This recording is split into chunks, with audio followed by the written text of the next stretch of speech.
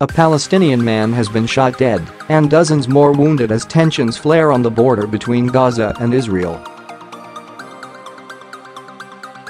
Palestinian demonstrators have burned tires and used tennis rackets to bat away tear gas canisters fired by Israeli troops as they fight a decade-old blockade of territory. Israeli snipers and spotters were seen along the border, with live rounds being used to repel protesters.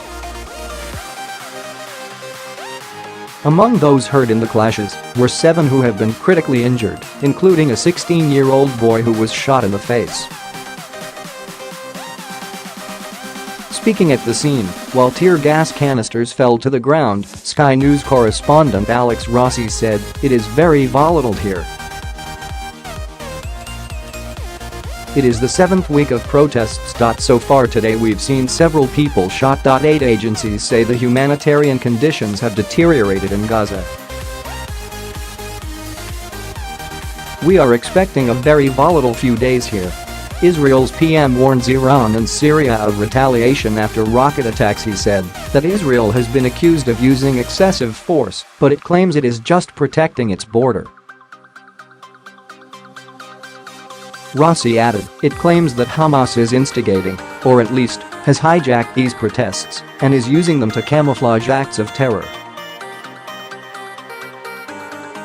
The Gaza leader of the Hamas militant group has suggested tens of thousands of Palestinians could storm into Israel on Monday.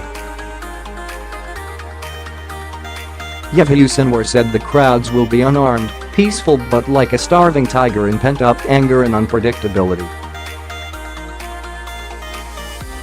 Israel warned it would prevent any border breach, sticking to open fire policies, including targeting main instigators and those approaching the fence.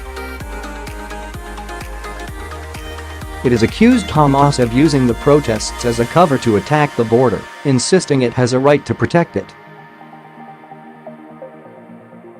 Since the Hamas-led marches began at the end of March, 44 Palestinians have been killed and more than 1,700 wounded from Israeli army fire. The protests are part of a campaign to break the blockade imposed by Israel and Egypt in 2007 after Hamas overran Gaza.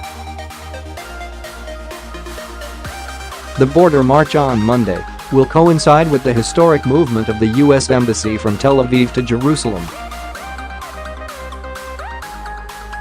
Donald Trump's decision to recognize Jerusalem as the capital outraged Palestinians, with the state's leader describing it as the slap of the century.